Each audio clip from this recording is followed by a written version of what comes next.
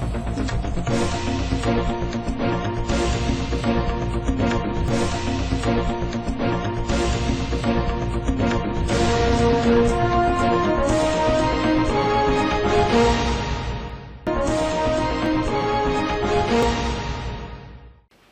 દર્શક મિત્રો, લોકમત ન્યૂઝ ચેનલમાં હું ભૂમિ મહેતા આપનું હાર્દિક સ્વાગત કરું છું। સમાચારની શરૂઆત કરતા પહેલા નજર કરીશું આજના મુખ્ય સમાચારો પર।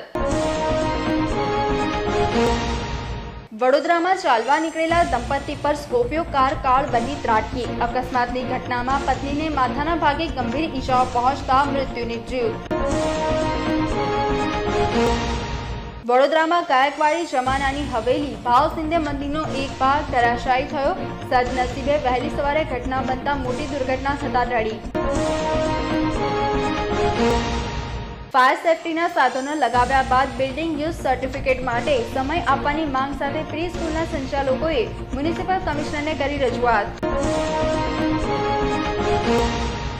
હવે જોઈએ વિગતવાર સમાચાર। તરસાલીના પેટ્રોલ પંપ ઉપર પેટ્રોલ ભરાવા ગયેલા લોકોએ પેટ્રોલની જગ્યા પર પાણી ભરી આપ્યું હોવાના આક્ષેપો સાથે હોબાળો મચાવ્યો હતો। વડોદરા શહેરના તરસાલી વિસ્તારમાં આવેલ પેટ્રોલ પંપ ઉપર ગત મોડી રાત્રે કેટલાક લોકો પેટ્રોલ ભરાવવા માટે ગયા હતા। આ દરમિયાન કેટલાક વાહન ચાલકોએ પેટ્રોલની જગ્યાએ પાણી ભર્યું હોવાના આક્ષેપ કર્યા હતા। એક તરફ પેટ્રોલ અને ડીઝલના ભાવ વધારાની મધ્યમ વર્ગના લોકો ત્રાહિમામ પોકારી ઉઠ્યા છે, ત્યારે આવી ઘટનાઓથી લોકોમાં રોષ ફેલાયો હતો। અત્રે મહત્વની બાબત એ છે કે ગતરોજ વડોદરા શહેરમાં ધમાકેદાર મેઘરાજાની એન્ટ્રી થઈ હતી। ઠેર ઠેર નીચાણવાળા વિસ્તારોમાં પણ પાણી ભરાઈ આવ્યા હતા। તેવામાં પેટ્રોલની જગ્યા ઉપર પાણી નીકળતા તરસાલીના પેટ્રોલ પંપ ઉપર વાહન ચાલકોએ ગંભીર આક્ષેપ સાથે વિરોધ નોંધાવ્યો હતો। અહીંયા પેટ્રોલ પુરાવા હતા, પેટ્રોલ નાખાયું 250 રૂપિયાનું, પછી ગાડી ચાલુ જ નહીં થઈ। કઈ જગ્યાએ છે? આ તરસાલી રોડ પર સર પેટ્રોલ તમારે ક્યાં રહેવાનું? મક્કરપુરા। શું નામ છે આપનું? ઠાકોર અમિત। કેટલાનું પેટ્રોલ નાખ્યું છે? 250 રૂપિયાનું। પેટ્રોલ પૂરેપૂરું છે કે પછી મિશ્રિત હતું પાણી? પાણી પૂરેપૂરું પાણી હતું। પછી રિફંડ આપે તમને? ના, રિફંડ નહીં આપ્યું, પેટ્રોલ પૂરી આલ્યું પછી ગાડી ચાલુ પણ ગાડી ચાલુ નહીં થતી। ગાડીને નુકસાન થાય એવું છે કે નુકસાન જ લાગે છે। પેટ્રોલ ભરાઈને ગયો 340 નું ભરાઈને, બરાબર। અહીંથી ગાડી અહીં બહાર જ ગયો ને એટલામાં બંધ થઈ ગઈ। હમણાં જ કેટલો અડધો કલાકથી હું કીકો મારું છું, કશું જ ચાલુ નહીં થયું હમણાં લગી। બસ એટલું જ છે। એટલે પેટ્રોલમાં શું આવ્યું છે? પેટ્રોલમાં પાણી છે કે એ મને નહીં ખબર, પણ પાણી તો હોય તો જ બંધ થાય ગાડી, બરાબર છે। બધે અહીં બધું એવું જ થયું છે કે ભાઈ બંધ છે ભાઈ, બરાબર। બધા પેટ્રોલમાં પાણી આવ્યું જ છે। આપનું શું નામ છે? કુનાલ।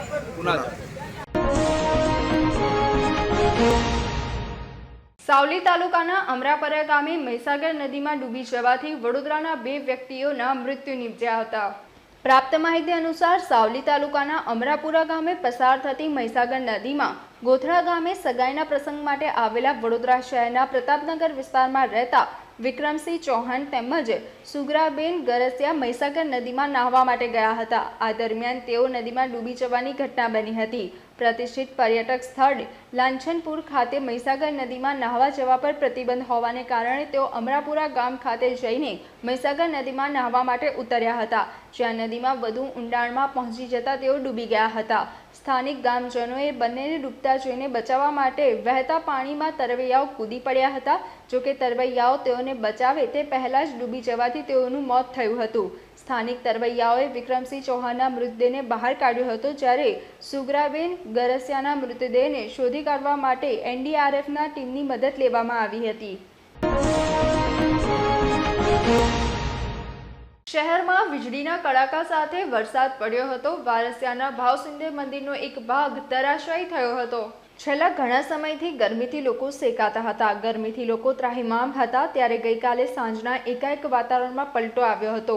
ઉત્તર દિશા તરફથી સરેરાશ 48 કિલોમીટરની ઝડપે પવન ફૂંકાયો હતો, જેને કારણે ધૂળની ડમરીઓ ઉડતા 2 વ્હીલર ચાલકો અટવાયા હતા।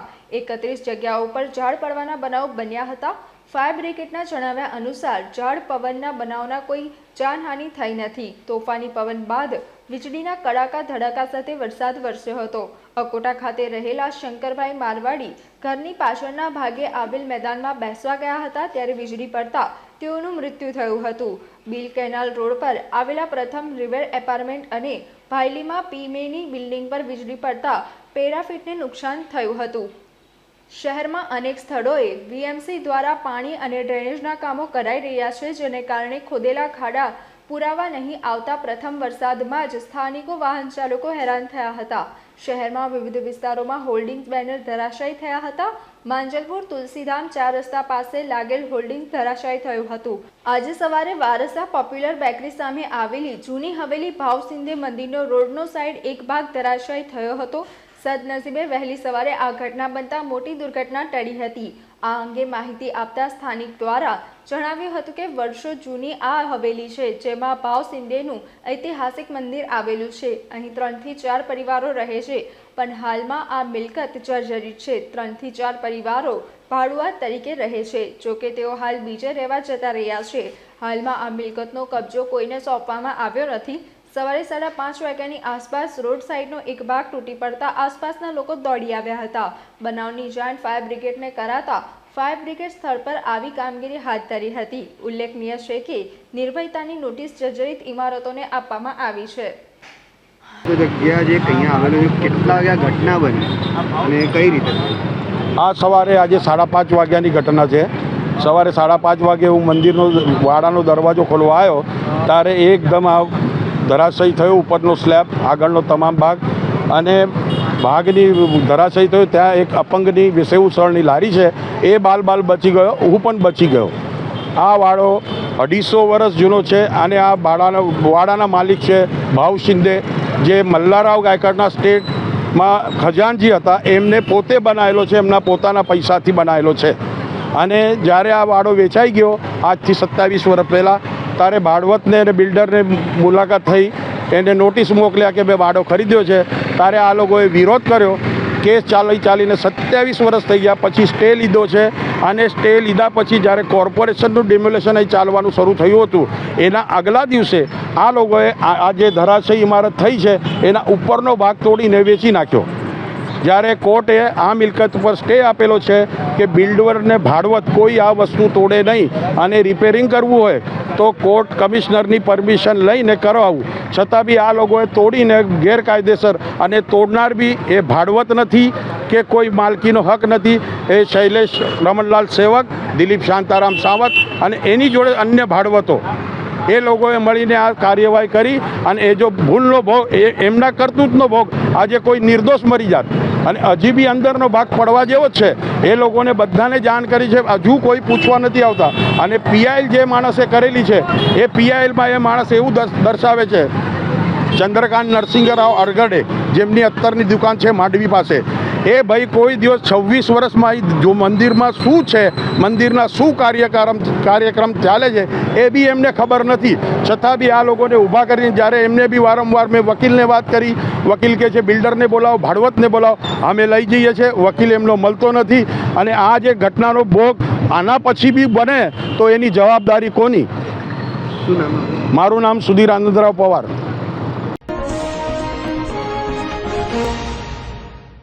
પ્રી સ્કૂલના સંચાલકોએ મ્યુનિસિપલ કમિશનર સમક્ષ બીયુ પરવાનગી માટે સમય આપવામાં આવે એવી માંગણી કરી હતી. વડોદરા શહેરમાં બહુમાળી ઇમારતો, રેસ્ટોરન્ટ, સ્કૂલો, હોસ્પિટલો, પ્રી સ્કૂલો સહિત વિવિધ વ્યવસાયના વેપારીઓ સામે ફાયર એનઓસી અને બિલ્ડિંગ યુઝ પરવાનગી સાથે ચેન્જ ઓફ યુઝ પાર્કિંગ વગેરે મુદ્દે 14 ટીમ બનાવી વિવિધ વિસ્તારોમાં સીલિંગની કામગીરી ચાલી રહી છે.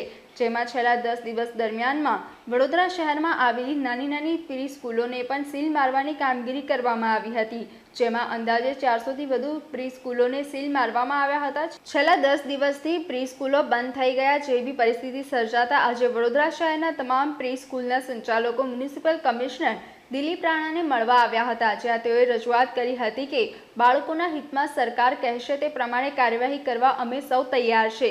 ફાયર સેફ્ટીના જે કોઈ સાધનો લગાડવાના હતા તે લગાવી દેવામાં આવ્યા છે. માત્ર હવે બિલ્ડિંગ યુઝ પરવાનગી અને ચેન્જ ઓફ યુઝરની પ્રક્રિયા બાકી છે, તો તેમાં થોડો સમય છૂટછાટ આપવામાં આવે તે જરૂરી છે. કારણ કે 400 સ્કૂલોનો એક સાથે બીયુ પરવાનગી મળી શકે તેમ નથી, જેથી નાના બાળકો અને નોકરી કરનારા પરિવારજનોને મુશ્કેલી પડે નહીં, તેને ધ્યાનમાં રાખી વધુ સમય આપવામાં આવે તે જરૂરી છે. આ સામે મ્યુનિસિપલ કમિશનરે સંચાલકના અગ્રણીઓને ખાતરી આપી હતી કે સંપૂર્ણપણે સાથ સહકાર આપવામાં આવશે અને તમે બિલ્ડિંગ યુઝ પરવાનગી કે પછી ચેન્જ ઓફ યુઝરને લગતી જે કાર્યવાહી કરવાની છે તેમની અરજી કરવામાં આવે અને કોર્પોરેશન વહેલામાં વહેલી તકે જરૂરી સર્ટિફિકેટ આપશે.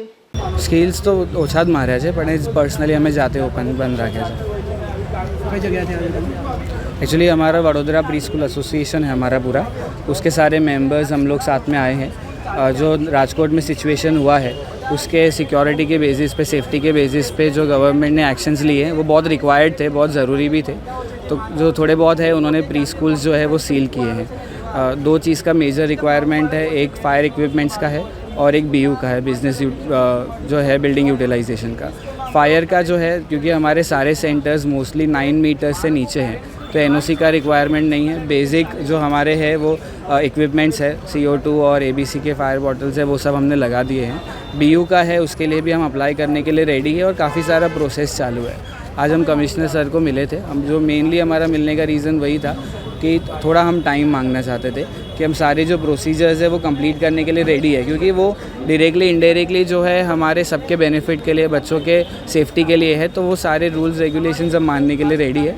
जो फायर का सेफ्टी का है वो ऑलरेडी हमने कर भी दिया है बट जो है BU का उसके लिए थोड़ा टाइम लगता है और उसके लिए ही हम लोग थोड़ा टाइम मांग रहे हैं. मेरा नाम जय पारदसानी है.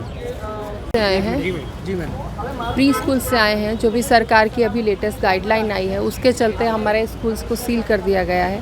अभी बच्चों की सेफ्टी का हम लोग पूरा ध्यान रखते हैं. डे केयर भी होते हैं, माँ बाप जॉब पे जाते हैं, उनकी जॉब भी इफ़ेक्ट हो रही है. जो बच्चों की पढ़ाई है जो बेसिक है वो भी इफ़ेक्ट हो रहा है. प्लस अगर ये प्री स्कूल जो होते हैं ये बहुत नॉमिनल फ़ीस में होते हैं. अगर ये बंद हो जाएंगे तो सभी पेरेंट्स 60-60 हज़ार लाख की फ़ीस अफोर्ड नहीं कर सकते. तो ये हर तरीके से प्रॉब्लम की बात है. बच्चों की सेफ्टी हम पूरा ध्यान रखते हैं अपने उस सेंटर पर भी, लेकिन जो चीज़ें मांगी जा रही हैं वो अभी उसके लिए टाइम चाहिए. तो अभी आप कमिश्नर ऑफिस में क्या जवाब दिया? उन्होंने बोला है कि जो चीज़ें आपसे मांगी जा रही हैं आप वो सब चीज़ें हमें दीजिए तब हम आपके खोलेंगे. आपका नाम? लीना. વડોદરામાં હિટ એન્ડ રનનો બનાવ બન્યો હતો. સ્કોર્પિયો કાર ચાલકે ચાળવા નીકળેલા દંપતીને અડફેટે લીધા હતા. અકસ્માતમાં પત્નીનું મોત નીપજ્યું હતું. મળતી માહિતી અનુસાર શહેરના સમા રોડ પર આવેલ ભવિતા પાર્ક સોસાયટીમાં રહેતા બિપિન જયરામભાઈ પ્રજાપતિએ સમા પોલીસ સ્ટેશનમાં નોંધાવેલી ફરિયાદમાં જણાવ્યું છે કે ગત રાત્રે હું મારા ઘરે હાજર હતો ત્યારે મારા એક મિત્રનો મોબાઈલ ઉપર ફોન આવ્યો હતો કે તમે તાત્કાલિક પ્રીત પાર્ટી પ્લોટની બાજુમાં આવી જાઓ. તમારા સાળા વિપુલભાઈ અને તેમના પત્ની શિલ્પાબેનને અકસ્માત થયો છે. જેથી હું તથા મારી નજીકમાં રહેતા મારા સાળુ રોહિત સવાણી અમારી ગાડી લઈને પ્રીત પાર્ટી પ્લોટ ખાતે પહોંચી ગયા હતા, જ્યાં મારા સાળા વિપુલ અને તેમની પત્ની શિલ્પાને સ્કોર્પિયો કારે ટક્કર મારી હતી અને કાર ચાલક અકસ્માત સર્જીને ત્યાંથી ભાગી ગયો હતો. અકસ્માતમાં શિલ્પાબેનનું મોત થયું હતું અને તેમના પતિ વિપુલભાઈને ગંભીર ઈજાઓ પહોંચી હતી. ઘટનાની જાણ થતાં સમા પોલીસ સ્થળ પર દોડી ગઈ હતી અને સમગ્ર મામલે તપાસ શરૂ કરી હતી. પોલીસે આરોપી કાર ચાલકની શોધખોળ શરૂ કરી છે. અકસ્માત બાદ સ્થળ પર લોકોના ટોળેટોળા એકત્રિત થઈ ગયા હતા. કાર ખૂબ જ પૂરપાટ ઝડપે જઈ રહી હતી, જેથી અકસ્માત બાદ કાર હોસ્પિટલ કમ્પાઉન્ડમાં ઘૂસી ગઈ હતી. ચોમાસાના પ્રારંભ સાથે જ સ્માર્ટ સિટીમાં ભૂવાઓની શરૂઆત થઈ છે. વડોદરા સ્માર્ટ સિટીના અધિકારીઓ સત્તાધીશોના પ્રતાપે શહેરના વિકાસમાં વેગ આવતો નથી. બુલેટ ટ્રેન દોડવાના સ્વપ્નો વચ્ચે શહેરના માર્ગ ઉપર ચાલવું, વાહન ચલાવવું પણ ભયજનક બન્યું છે. કેમ કે ખબર નહીં ક્યારે કયા સ્થળે ભૂવો પડે અને રાહદારી કે વાહન ચાલકોને અકસ્માતનો ભોગ બનવું પડે. રાવપુરા વિસ્તારમાં ચોમાસાના પહેલા જ આગમને ભૂવો પડ્યો હતો. પાલિકાએ રોડ લાઇનનું કામ હાથે લીધું હતું ત્યારથી જ આવી સમસ્યાથી લોકો પરેશાન છે. 15 દિવસ અગાઉ જ ડામરીકરણ કરાયું હતું પણ પહેલા વરસાદે જ ભૂવો પડ્યો છે. વાહન ચાલકો હેરાન થઈ રહ્યા છે ત્યારે સ્થાનિકોએ પોતાની વ્યથા ઠાલવી હતી તથા આ મામલે કાર્યવાહી કરી પ્રજાની મુશ્કેલી દૂર કરાય તેવી વિનંતી કરી હતી. સામાજિક કાર્યકર અતુલ ગામેચી દ્વારા પણ વડોદરામાં પડતા ભૂવાને લઈ રોષ ઠાલવ્યો હતો. કોઈપણ કામગીરી દરમિયાન અધિકારીઓની ફરજ નિષ્ઠાનો અભાવ, સ્થળ નિરીક્ષણ ન થતું હોવાથી કામગીરીમાં ગુણવત્તા જળવાતી નથી. પરિણામે આવા ભૂવાઓ સતત નિર્માણ પામે છે, જેથી પાછળ તંત્રની નિષ્કાળજીનું છે અને ક્યાંક ભ્રષ્ટાચાર પણ જવાબદાર હોવાના આક્ષેપો કર્યા હતા. જે રીતે આપ કહી રહ્યા છો કે ચોમાસાની શરૂઆત નથી થઈને ભૂવા પડવાની શરૂઆત થઈ ગઈ છે. વડોદરાનો વિકાસ અહીંયા છે કે ભૂવા પડે પછી વરસાદ પડે છે. એટલે ભૂવો હવે પડ્યો છે એટલે વરસાદ વડોદરા શહેરમાં આગામી દિવસોમાં જોરદાર પડશે. આ ભૂવા પડવાનું કારણ મુખ્ય એવું છે કે કોઈક લાઇન લીકેજ હોય, પાણી હોય કે ડ્રેનેજ હોય, એની લાઇન લીકેજ હોય, એના કારણે ભૂવા પડતા હોય છે. 2 મહિના પહેલાં જ આ રોડ બનાવ્યો છે ત્યારે અધિકારીઓનું ધ્યાન નહીં ગયું હોય, કોન્ટ્રાક્ટરનું ધ્યાન નહીં ગયું હોય કે આ જોયું જ નહીં હોય, એના કારણે આ ભૂવો પડ્યો છે. આ ભૂવો જ્યારે પડ્યો છે ત્યારે રાહદારીઓને પુષ્કળ નુકસાન પહોંચાડે એવો ભૂવો છે. દેખાય છે નાનો પરંતુ લાંબો ભૂવો છે. વડોદરા મહાનગર સેવા સદનમાં જે તે મેવા લોકો કમાઈ રહ્યા છે, ભ્રષ્ટાચાર રૂપી મેવા, એ નગરસેવક હોય, કોન્ટ્રાક્ટર હોય, ધારાસભ્ય હોય, સાંસદ હોય, તમામની એક ચેન સિસ્ટમ ચાલે ને ચેન સિસ્ટમના કારણે વડોદરા શહેરની જનતા જે વેરો ભરે છે, વેરાનું વળતર મળતું નહીં પરંતુ એક કળતર મળી રહ્યું છે. આવા ભૂવા પડવાના કારણે જીવનું જોખમ છે. મારે વડોદરા શહેર જિલ્લાની જનતાને વિનંતી છે કે વડોદરા શહેરમાં ક્યારે પણ આવો તો પોતાના ભરોસે આવજો અને પૂરેપૂરા રોડ જોજો. વડોદરા મહાનગરપાલિકાના ભરોસે વડોદરા શહેરમાં આવતા જતા નહીં, બાકી આપણા જીવને જોખમ છે. વારંવાર આવા ભૂવા પડે છે. સ્માર્ટ સિટીની વાતો કરી રહ્યા છે, કમિશનર બાયો ચડાવી રહ્યા છે મોટી મોટી વાતો કરીને. એટલે ક્યાંક કહી શકાય કે વડોદરા મહાનગરપાલિકા દ્વારા વડોદરા શહેરના સ્માર્ટ સિટીના નામે મસ્ત મોટો ભ્રષ્ટાચાર આચરવામાં આવી રહ્યો છે.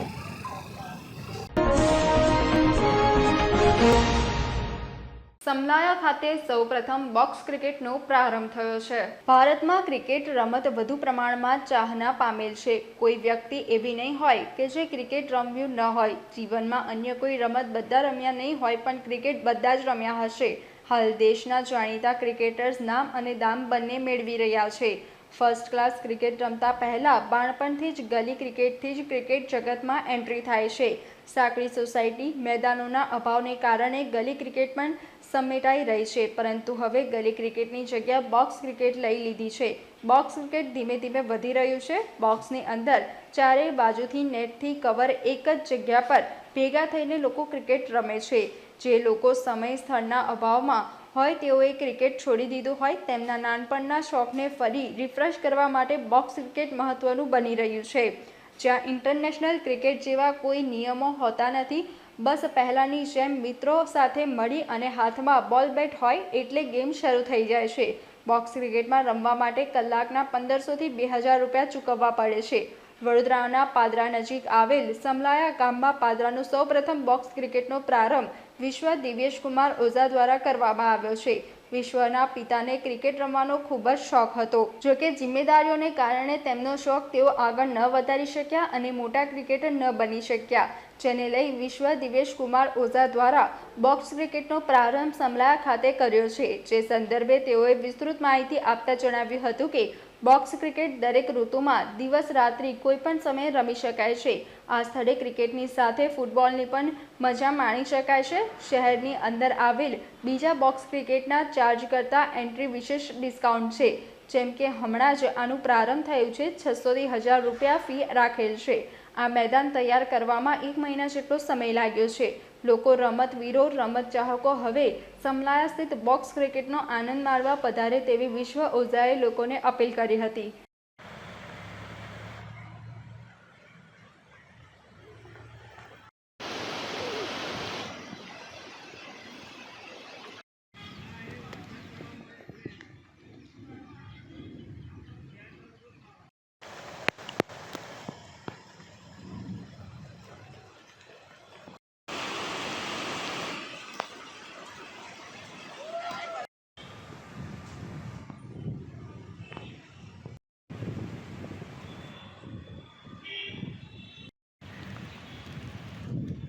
પાદરા બરોડાની વચ્ચે સમ્યાલા ગામમાં ક્રિકેટ બોક્સનું ઓપનિંગ થઈ ગયું છે. To all cricket lovers please coming અને આવીને રમો.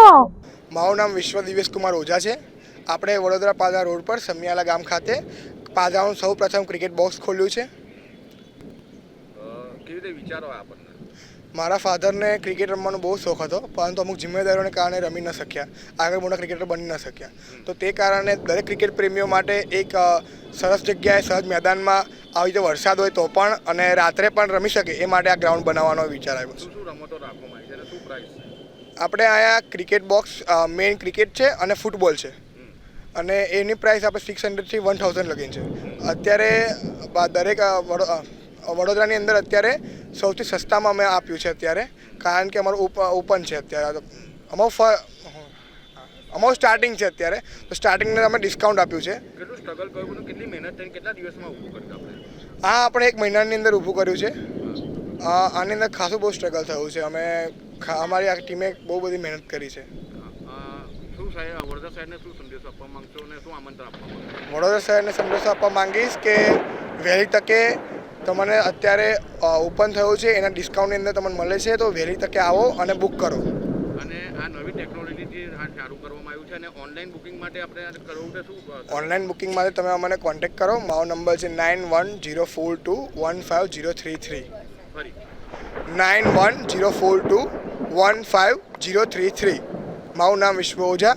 તમારે ઓનલાઈન બુકિંગ કરવી હોય તો તમે મને કોન્ટેક્ટ કરો, અમે તમને ઓનલાઈન બુકિંગ થઈ જશે.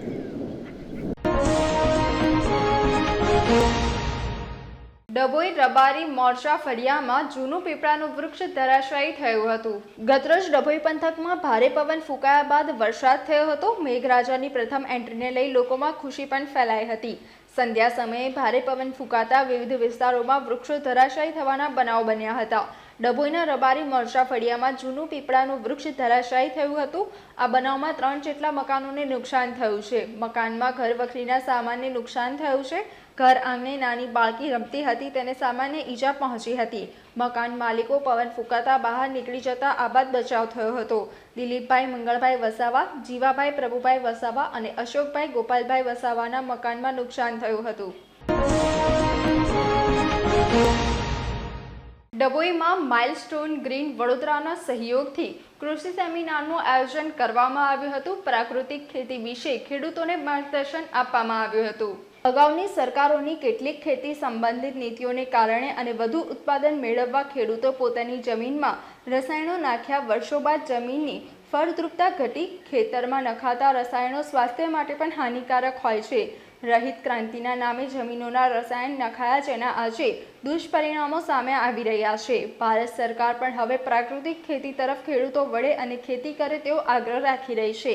ત્યારે આજે ડભોઈ 17 ગામ પટેલવાડી ખાતે ખેડૂતોને પ્રાકૃતિક ખેતી તેમજ સંજીવની ધરામૃતના ઉપયોગથી પ્રાકૃતિક ખેતી કરી જમીનનું બંધારણ સુધારવા હેતુ સાથે કૃષિ સેમિનાર યોજવામાં આવ્યો હતો. આ સેમિનાર માઇલસ્ટોન ગ્રીનના ઉપક્રમે યોજાયો, જેનો મુખ્ય વિષયમાં ધરતી તારું તુજને જ અર્પણ હતો, જેનું માર્ગદર્શન વક્તા વૈભવ પંચાલ કૃષિ અનુષ્ઠાનક અને કૃષિ સલાહકાર દ્વારા ઉપસ્થિત ખેડૂતોને અપાયું હતું. આ પ્રસંગે ડભોઈ પીએસઆઈ કેડી ભરવાડ, નગરપાલિકા પ્રમુખ બીરેન શાહ સહિત ડભોઈ તાલુકાના આસપાસના ખેડૂતો ઉપસ્થિત રહી પ્રાકૃતિક ખેતી વિશે માર્ગદર્શન મેળવ્યું હતું.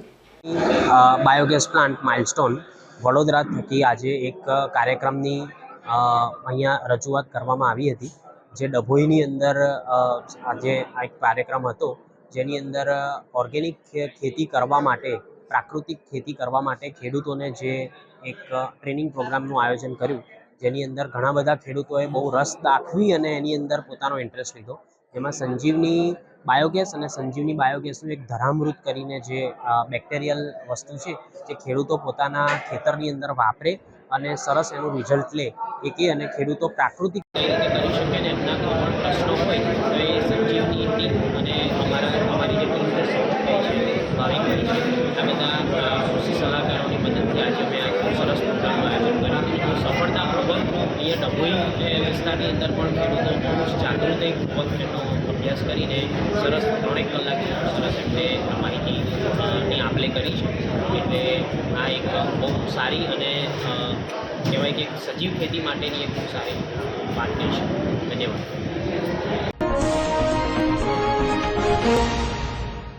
પણસોલી નજીક મોબાઈલ ટાવર ધરાશાયી થયો હતો. ડભોઈ પંથકમાં વરસાદ અને ભારે પવનને કારણે પણસોલી નજીક મોબાઈલ ટાવર ધરાશાયી થયો હતો. મોબાઈલ ટાવર ધરાશાયી થતાં વસાહતમાં જવાનો માર્ગ 2 કલાક સુધી બંધ રહ્યો હતો. મોબાઈલ ટાવર જૂનો થઈ ગયો હોવાને કારણે પવનમાં પડી ગયો હોવાનું જાણવા મળેલ છે. ઇન્સ્ટ્રાલ કંપની ખાતે 2 મોબાઈલ ટાવર લાગેલા હતા, જે પૈકી એક ટાવર ધરાશાયી થઈ ગયો હતો. યુદ્ધના ધોરણે કંપનીના કર્મચારીઓ દ્વારા ટાવરને મધ્યમાંથી કાપી 2 કલાક બાદ રસ્તો ખુલ્લો કરાયો હતો. ઉલ્લેખનીય છે કે ઘણી મોબાઈલ કંપનીના ટાવર ઘણા સમયથી લાગેલા છે, ત્યારે આ ટાવરની યોગ્ય તપાસ તંત્ર દ્વારા હાથ ધરવી જોઈએ, જેથી જો કોઈ ટાવરને સમારકામ સહિત અન્ય કોઈ કાર્યવાહી કરવાની થતી હોય તો સંબંધિત કંપનીઓ તે કાર્યવાહી કરે, જેથી વાવાઝોડા કે તેજ ગતિથી ફૂંકાતા પવન વચ્ચે કોઈ દુર્ઘટના ન સર્જાય.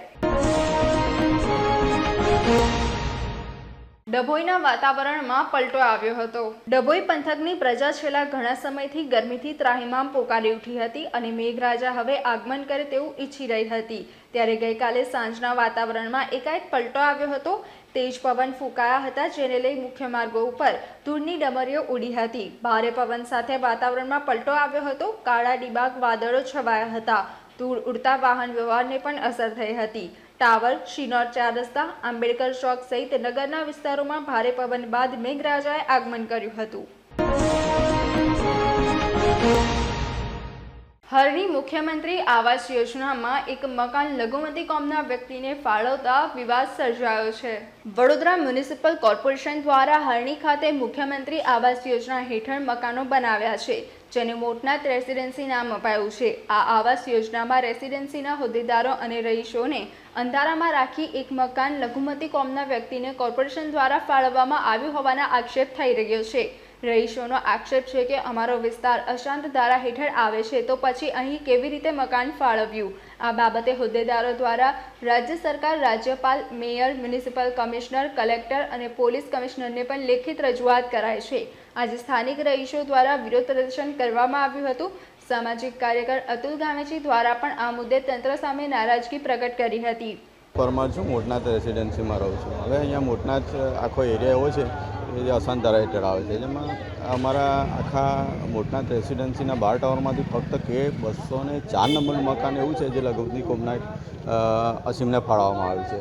હવે અશાંત ધારા હેઠળ આવતો વિસ્તાર હોય તો એને કેમ કરીને ફાળવવામાં આવ્યું એક બહુ મોટો પ્રશ્ન છે. બીજું, અશાંત ધારા હેઠળ આવતો એટલે અહીંના લોકો, અમે જે લોકોએ મકાનો લીધા છે એવું વિચારીને લીધા કે ભાઈ અમે શાંતિથી રહીશું, બરાબર છે. અને અમારી એવી માગણી છે કે જો આને એકને જો મકાન ફાળવવામાં આવે તો એમને, અમે એવું નથી કહેતા કે એને મકાન ના આપવામાં આવે, અને મકાન આપો પણ એમના વિસ્તારમાં આપો, તો જેથી કરીને લોકો શાંતિથી રહી શકે, અમે પણ શાંતિથી રહી શકીએ.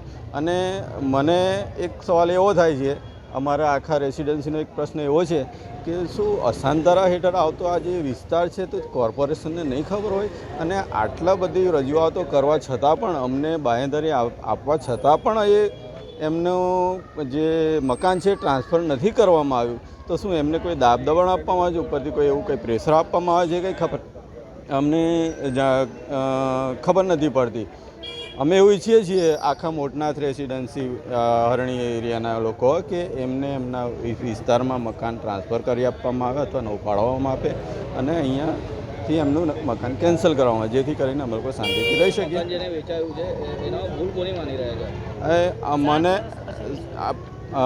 જ્યારે અમે લોકોએ ફોર્મ ભર્યા ત્યારે અમને એવું હતું કે આ અશાંત ધારા હેઠળ આવેલો વિસ્તાર છે તો અમે શાંતિથી રહી શકીશું.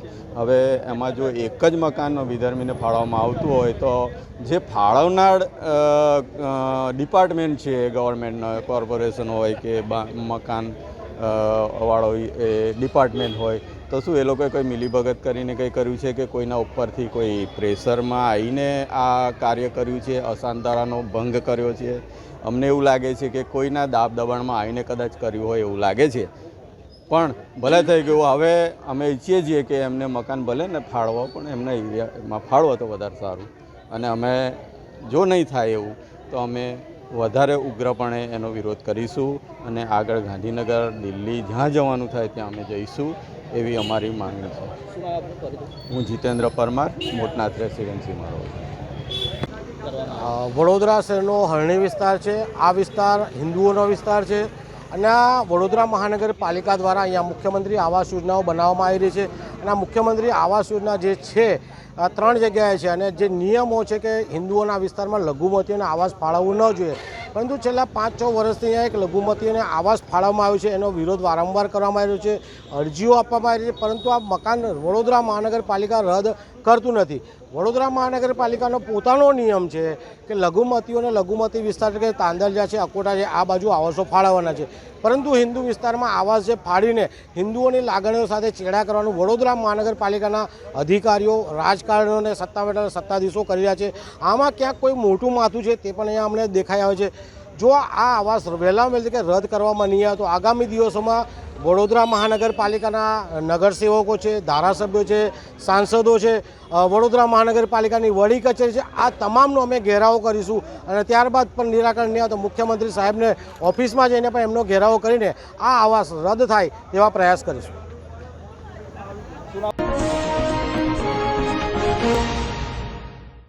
પાલિકા તંત્રની પ્રી મોન્સૂન કામગીરી સામે સવાલો ઉઠવા પામ્યા છે. ફતેગંજ પાંજરીગર મહોલ્લામાં છેલ્લા 6 મહિનાથી ઉભરાતી ગટરના પ્રશ્ને આજે મહિલાઓએ ચક્કાજામ કરતા પોલીસ દોડતી થઈ હતી.